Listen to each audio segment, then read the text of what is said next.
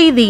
வெங்சந்திரா கிராம பஞ்சாயத்துக்கு உட்பட்டிருக்கும் அனைத்து கிராம மக்களும் மழைக்காலங்களில் மழைநீர் பாலத்தின் மேலே பல அடிகளில் பாய்வதால் அவசர தேவைக்கு பாலத்தை கடந்து செல்ல முடியாமல் அவதிக்குள்ளாகி வந்தனர்.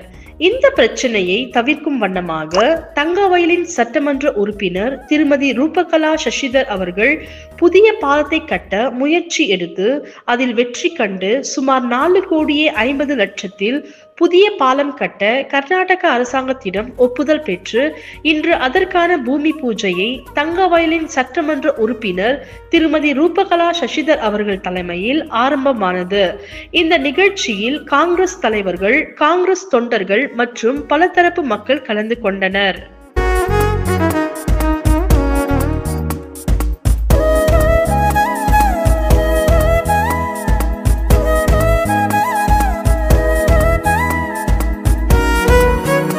ಮೊದಲು ನನಗೆ ಗೊತ್ತಾಗ್ತಿರ್ಲಿಲ್ಲ. ಇವ್ರು ನನ್ನ ಜೊತೆಯಲ್ಲಿದ್ದರು, ನನ್ನ ತಂದೆಯವ್ರ ಒಡನಾಟದಲ್ಲಿದ್ದರು. ಪದ್ಮನಾಭ ರೆಡ್ಡಿ ಅಣ್ಣ ಬಗ್ಗೆ ಹೇಳ್ಬೇಕಂದ್ರೆ ಇವತ್ತವರೆಗೂ ಇಷ್ಟು ವರ್ಷಗಳ ಕಾಲ ಸತತವಾಗಿ 10 ವರ್ಷಗಳ ಕಾಲ ನನ್ನ ಜೊತೆಯಲ್ಲಿದ್ದು ಇವತ್ತು ನನಗೊಂದು ಜವಾಬ್ದಾರಿ ಕೊಡಿ ಅಂತ ಅವ್ರ ಬಾಯಲ್ಲಿ ಒಂದಿನೂ ಬರಲಿಲ್ಲ.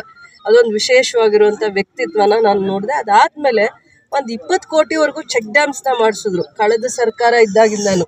ಏನಕ್ಕೆ ಇವರು ಕಾಡಲ್ಲಿ ಸ್ಮಶಾನಗಳ ಹತ್ರ ಗೊತ್ತಿಲ್ಲದೆ ಇರೋ ದಾರಿಯಲ್ಲೆಲ್ಲ ಚೆಕ್ ಡ್ಯಾಮ್ಸ್ನ ಮಾಡಿಸ್ತಾರೆ, 2 ಕೋಟಿದು 3 ಕೋಟಿದು. ಒಂದಿನಾನು ಅದ್ರ ಪ್ರಯೋಜನ ಏನು ಅಂತ ಗೊತ್ತಾಗ್ಲಿಲ್ಲ ಅಂದಾಗ 2-3 ವರ್ಷದ ಹಿಂದೆ ಮಳೆ ಬಂದಾಗ ಆ ಪಾಲಾರ್ ನದಿಯಲ್ಲಿ ನೀರೆಲ್ಲ ಹರ್ಕೊಂಡು ಶಾಂತಿಪುರದ ಮೇಲೆ ಇದಕ್ಕೆ ಸೇರ್ತಾ ಇತ್ತು, ತಮಿಳ್ನಾಡಿಗೆ ಹೋಗಿ ಸೇರ್ತಾ ಇತ್ತು. ಅವತ್ತು ಅರ್ಥ ಆಯಿತು ನಮ್ಮ ರೈತರಿಗೆ ಬೇಸಿಗೆ ಬರೋ ಅಷ್ಟರಲ್ಲಿ ಫೆಬ್ರವರಿ, ಮಾರ್ಚ್, ಏಪ್ರಿಲಿಂದಾನೇ ನೀರು ಬೋರ್ವೆಲ್ಸಲ್ಲಿ ಕಡಿಮೆ ಆಗ್ತಾ ಇದ್ದಿದ್ದನ್ನು ರೀಚಾರ್ಜ್ ಮಾಡಲಿಕ್ಕೋಸ್ಕರ ಇಂಥದ್ದೊಂದು ಯೋಜನೆ ಚೆಕ್ ಡ್ಯಾಮ್ಸ್ನ ಮಾಡಿಸೋವಂಥ ಒಂದು ದೂರದೃಷ್ಟಿ ಅಂತ ಆ ದಿನ ಅರ್ಥ ಆಯಿತು. ಚೆಕ್ ಡ್ಯಾಮ್ ಕಟ್ಸ್ಬಿಟ್ರು, ಕಾಡಲ್ಲಿ ಕಾಣಿಸ್ತಾನೆ ಇರಲಿಲ್ಲ, ದೂರ ಕರ್ಕೊಂಡು ಹೋಗ್ತಾ ಇದ್ರು, ಕಾರು ಹೋಗ್ತಾ ಇರಲಿಲ್ಲ, ನಾವು ನಡ್ಕೊಂಡು 1 ಕಿಲೋಮೀಟ್ರ್ 2 ಪ್ರಯೋಜನ ಏನು, ಇಷ್ಟು ಕೋಟಿ ಹಾಕಿದ್ದೀನಿ ಅಂತ. ಆವಾಗ ನನಗೆ ಸೈಂಟಿಫಿಕ್ಕಾಗಿ ಅರ್ಥ ಆಗಲಿಲ್ಲ ಏನಾದರೂ ಉಪಯೋಗ ಏನು ಅಂತ. ಆಮೇಲೆ ಅವ್ರ ದೂರದೃಷ್ಟಿ ನನಗೆ ಅರ್ಥ ಆಯಿತು. ಅದಾದಮೇಲೆ ನಾವು ಚೆಕ್ ಡ್ಯಾಮ್ಸ್ ಮಾಡಿದ್ರಿಂದ ಭಾಳ ಜನ ರೈತರಿಗೆ ಬೋರ್ವೆಲ್ಸಲ್ಲಿ ನೀರು ರೀಚಾರ್ಜ್ ಆಯಿತು, ನೀರಿನ ಮಟ್ಟ ತುಂಬ ಮೇಲೆ ಬಂತು. ಅದಾದಮೇಲೆ ಆ ಭಾಗದಲ್ಲಿ ಒಂದು 2-3 ಪಂಚಾಯತಿಗಳಲ್ಲಿ ನೀರಿನ ಅಭಾವ ಬರಲಿಲ್ಲ. ಅದಾದಮೇಲೆ ರಾಮಸಾಗರ ಕೆರೆಯಲ್ಲಿ ನೀರು ನಿಲ್ಲೋ ಅಂಥದ್ದು ಅವಕಾಶ ಮಾಡಿದ್ರು. ಸೊ ಈ ದೂರದೃಷ್ಟಿನ ನಾನು ಅರ್ಥ ಮಾಡ್ಕೊಂಡ್ಮೇಲೆ ಅವರ ಆಲೋಚನೆಗಳೇನಿದೆ ಅಂತ ಸ್ಪಂದಿಸುವಂಥ ಪ್ರಯತ್ನ ಮಾಡಿದಾಗ ಈ ಭಾಗದಲ್ಲೆಲ್ಲ ರೈತರು ಬೆಳೆ ಬೆಳೆದಾದ್ಮೇಲೆ ಮಳೆ ಬಂದಾಗ ಇದು ಯಾಕಂದರೆ ಇವಾಗ ನೋಡ್ಕೊಳ್ಳಿ ಇದು ಎಷ್ಟು ಹಳ್ಳದಲ್ಲಿದೆ ಅಂತಂದ್ಬಿಟ್ಟು 40 ವರ್ಷದ ಹಿಂದೆ ಮಾಡಿರುವಂಥ ಬ್ರಿಡ್ಜ್ ಇದು ಮಾಡಿದ್ದಾರೆ. ಆಗ ರೈತರಿಗೆ ಒಂದು ಏನೇ ಬೆಳೆ ಬೆಳೆದಿರೋದನ್ನ ಸಾಗಿಸ್ಬೇಕಾಗತ್ತೆ, ಈ ಕಡೆ ವಿಕೋಟಾ ಮಾರ್ಕೆಟ್ಗೋ ಇಲ್ಲ ನಮ್ಮ ಕಡೆ ಕೋಲಾರ್ಗೂ ಸಾಗಿಸ್ಬೇಕಾಗತ್ತೆ. ಆ ಸಂದರ್ಭದಲ್ಲಿ ಏನು ಸಮಸ್ಯೆ ಆಗ್ತಾ ಇತ್ತು, ಜೋಳ ಬೆಳೀಲಿ, ಟೊಮೊಟೊ ಬೆಳೀಲಿ, ಏನೇ ರೈತರು ಈ ಭಾಗದಲ್ಲಿ ಬೆಳೆದಿರುವಂಥ ರೈತರಿಗೆ ಟ್ರ್ಯಾಕ್ಟ್ರು ಯಾವುದ್ರಲ್ಲಿ ಓಡಾಡಿದ್ರು ಸಮಸ್ಯೆ ಇತ್ತು, ಅನುಕೂಲ ಇರಲಿಲ್ಲ. ಆ ಸಂದರ್ಭದಲ್ಲಿ ಯೋಚನೆ ಮಾಡಿದಾಗ ಏನು 50 ಲಕ್ಷದಲ್ಲಿ ಆಗೋ ಕೆಲಸ ಇದು ಆಗಿರಲಿಲ್ಲ. 1 ಕೋಟಿ 2 ಕೋಟಿ ತಂದರೂ ಆಗಲಿಲ್ಲ. ಆದರೂ ನಮಗೆ 3.5 ಕೋಟಿ ಕೊಟ್ಟರು. ಮತ್ತು ನಾವು ಇಂಜಿನಿಯರ್ನ ಟೆಕ್ನಿಕಲ್ ಸೆಕ್ಷನ್ನ ಕರ್ಕೊಂಡು ಬಂದಾಗ 4 ಕೋಟಿಯಿಂದ 4,50,00,000 ಎಸ್ಟಿಮೇಟ್ ಮಾಡಿದ್ರು. ಯಾಕಂದರೆ ಅದು ಬ್ರಿಡ್ಜ್ ಇದನ್ನು ಮಾಡಿದ್ರು, ಬ್ರಿಡ್ಜು ಮತ್ತು ಪಾಸ್ ಆಗೋ ಅಂತ ಇದನ್ನು ಮಾಡಬೇಕಾಯ್ತು, ರಸ್ತೆನೂ ಮಾಡಬೇಕಾಯ್ತು. 5.5 ಅಂತ ಏನು ಹೇಳ್ತಾ ಇದ್ದಾರೆ ಅಂದರೆ ಅಗಲ, ಆ ಕಡೆಯಿಂದ ಈ ಕಡೆ ಬಿಡ್ತು ಇಷ್ಟು 70 ಮೀಟರ್ಸ್ ಅಷ್ಟು ಉದ್ದ, ಮತ್ತು ಯಾವ ಥರ ಮಾಡ್ತೀವಿ, ನೀರಿಗೂ ಏನು ಮಾಡ್ಕೊತೀವಿ ಅಂತ ಒಂದು ಅವ್ರದ್ದು ಟೆಕ್ನಿಕಲ್ ಆಗಿ MI ಡಿಪಾರ್ಟ್ಮೆಂಟ್ ಅಂತ ಅವ್ರು ನಿಮ್ಗೆ ಹೇಳಿದ್ರು ಏನು ಟೆಕ್ನಿಕಲ್ ವರ್ಷನಲ್ಲಿ ನಾವು ಮಾಡ್ತೀವಿ ಅಂತಂದ್ಬಿಟ್ಟು 3 ಕೋಟಿ ಕೊಟ್ಟಿದ್ರು. ಸರ್ಕಾರಕ್ಕೆ ಅಭಿನಂದನೆ ಹೇಳಬೇಕು. ಬೋಸರಾಜ್ ಮಂತ್ರಿಗಳು ಗ್ಯಾರಂಟಿ ಕಾರ್ಯಕ್ರಮ ಅನುಷ್ಠಾನ ಮಾಡಿದಾಗ ಯಾವಾಗಲೂ 60,000 ಕೋಟಿ ಈ ವಿವಿಧ ಕಲ್ಯಾಣ ಯೋಜನೆಗಳಿಗೆ ಬಳಸ್ತಾ ಇದ್ರು. ಇಡೀ ರಾಜ್ಯದಲ್ಲಿ 60,000 ಕೋಟಿ ಸಮಾಜ ಕಲ್ಯಾಣ ಅನುದಾನನ ವಿವಿಧ ಕಲ್ಯಾಣ ಯೋಜನೆಗಳು, ಎಲ್ಲಿ ರಸ್ತೆ ಅವಶ್ಯಕತೆ ಇದೆ, ಎಲ್ಲಿ ಹಳ್ಳಿ ರಸ್ತೆಗಳ ಅವಶ್ಯಕತೆ ಇದೆ, ನೀರು, ಕುಡಿಯೋ ನೀರು, ಈ ಥರದಕ್ಕೆ ಅನುದಾನ ಬಳಸ್ತಾ ಇದ್ದಿದ್ದು 60,000 ಕೋಟಿ ಇಡೀ ರಾಜ್ಯದಲ್ಲಿ ಅಭಿವೃದ್ಧಿ ಕಾಣುವಂಥದ್ದನ್ನು ಕೋವಿಡ್ ಆಗಿದ್ದ ತಕ್ಷಣ ದಿನಗಳಲ್ಲಿ ಭಾಳ ಎಕ್ಸ್ಪರ್ಟ್ ಕಮಿಟಿನ ಕರೆದು ಒಂದು ಮೀಟಿಂಗ್ ಮಾಡಿ ರೈತರನ್ನ, ಕಾರ್ಮಿಕ ವರ್ಗದವ್ರನ್ನ ಮತ್ತು ಅದ್ರ ಜೊತೆಯಲ್ಲಿ ಬಡ ಕುಟುಂಬಗಳನ್ನ ನಾವು ಪೋಷಣೆ ಮಾಡಬೇಕು, ರಕ್ಷಣೆ ಮಾಡಬೇಕು, ಅಲ್ಲಿ ಪಾರದರ್ಶಕವಾಗಿರುವಂಥ ಪ್ರಯತ್ನ ಮಾಡಬೇಕು ಅಂತಂದಾಗ ಒಂದು ಎಕ್ಸ್ಪರ್ಟ್ ಕಮಿಟಿಯಲ್ಲಿ ಒಂದು 9 ಜನ ಅನುಭವ ಇರುವಂಥ ರಾಜಕಾರಣಿಗಳ ಜೊತೆ ಯಾವ ರೀತಿ ನಾವು ಈ ಭಾಗದಲ್ಲಿ ಹಳ್ಳಿ ಭಾಗದಲ್ಲಿರುವಂಥ ತಾಯಂದ್ರನ್ನು ಕೂಡ ಕಾಪಾಡ್ಕೋಬೇಕು ಅಂತಂದಾಗ ಒಂದು ಕಮಿಟಿಯಲ್ಲಿ ಈ ಗ್ಯಾರಂಟಿಗೆ ಅನುಷ್ಠಾನ ಯೋಜನೆಗಳನ್ನ ಯಾವ ರೀತಿ ಸಮರ್ಪಕವಾಗಿ ಮುಟ್ಟಿಸ್ಬೇಕು ಅನ್ನುವಂಥ ಸಂದರ್ಭದಲ್ಲಿ ಗೃಹಲಕ್ಷ್ಮಿ ಯೋಜನೆ ಇರ್ಬೋದು, ಗೃಹ ಜ್ಯೋತಿ ಯೋಜನೆ ಇರ್ಬೋದು, ಅನ್ನಭಾಗ್ಯ ಯೋಜನೆ ಇರ್ಬೋದು, ಇಂಥವೆಲ್ಲ ಕಾರ್ಯಕ್ರಮಗಳು ಒಂದು ಮನೆಗೆ ಪ್ರತಿ ತಿಂಗಳು ಅವರಿಗೆ ಯಾವುದಾದ್ರೂ ಒಂದು ರೀತಿಯಲ್ಲಿ ಅವ್ರ ಕಷ್ಟ ನಷ್ಟಗಳಿಗೆ ನಿಲ್ಲಬೇಕು, ಅನುಕೂಲ ಆಗಬೇಕು ಅಂತ ನೋಡಿದಾಗ ಪ್ರತಿ ತಿಂಗಳು ನನ್ನ ಕ್ಷೇತ್ರಕ್ಕೆ 45,000 ಕುಟುಂಬಗಳಿಗೆ 9 ಕೋಟಿ ಅನುದಾನ ಗೃಹಲಕ್ಷ್ಮಿ ಅನುದಾನ ಬರುತ್ತೆ ಸರ್ಕಾರದಿಂದ. ಪ್ರತಿ ತಿಂಗಳು 9 ಕೋಟಿ ಅನುದಾನ ಬರುತ್ತೆ. 2,65,00,000 ಅನ್ನಭಾಗ್ಯ ಯೋಜನೆಯಲ್ಲಿ ಬರುತ್ತೆ. 1,55,000 ಕುಟುಂಬಗಳಿಗೆ ಈ ಅನುದಾನ ಬರ್ತಾ ಇರೋದು. ಅದೇ ರೀತಿ ಗೃಹ ಜ್ಯೋತಿಯಿಂದನೂ ಅನುದಾನ ಬರ್ತಾ ಇದೆ.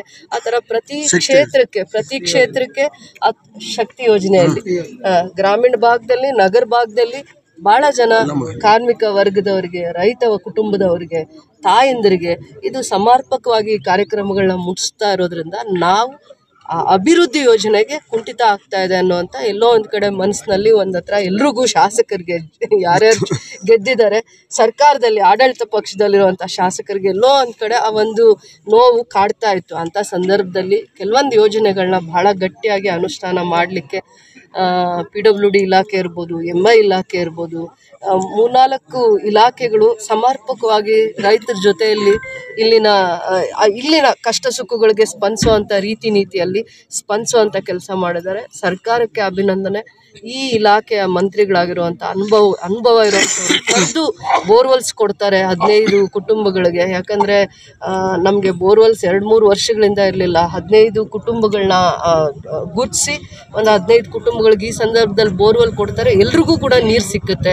ಈ ಥರದ್ದೆಲ್ಲ ಕಾರ್ಯಕ್ರಮಗಳನ್ನ ಅನುಷ್ಠಾನ ಮಾಡುವಂಥದ್ರಲ್ಲಿ ನಮ್ಮ ಸರ್ಕಾರ ಬಹಳ ಜವಾಬ್ದಾರಿ ಸ್ಥಾನ ಮತ್ತು ಪಾರದರ್ಶಕವಾಗಿರುವಂಥ ನಿರ್ಧಾರಗಳು ಮತ್ತು ದೂರದೃಷ್ಟಿ ಕಾರಣ ಅಂತ ಹೇಳ್ತೀನಿ. ಸರ್ಕಾರಕ್ಕೆ ಅಭಿನಂದನೆ ಹೇಳ್ತೀನಿ.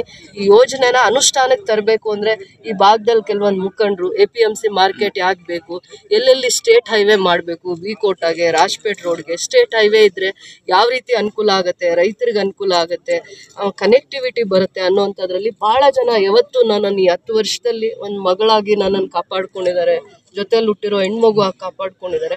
ಅವರೆಲ್ಲರಿಗೂ ಈ ಕ್ರೆಡಿಟ್ ಸೇರಬೇಕಾಗತ್ತೆ. ಅವರೆಲ್ಲ ಆಶೀರ್ವಾದದಿಂದ ನಾನು ಇವೆಲ್ಲ ಮಾಡೋಕ್ಕೆ ಮಾತ್ರ ಸಾಧ್ಯ ಆಗಿದೆ. ಅವರ ದೂರದೃಷ್ಟಿನೇ ಇವತ್ತೇನಾದರೂ ಕ್ಷೇತ್ರದಲ್ಲಿ ಅಭಿವೃದ್ಧಿ ಆಗಿದೆ ಅನ್ನೋದಕ್ಕೆ ಅವರೆಲ್ಲ ದೂರದೃಷ್ಟಿ, ಅವ್ರ ಸಂಕಲ್ಪ, ಅವ್ರ ಆಶೀರ್ವಾದ.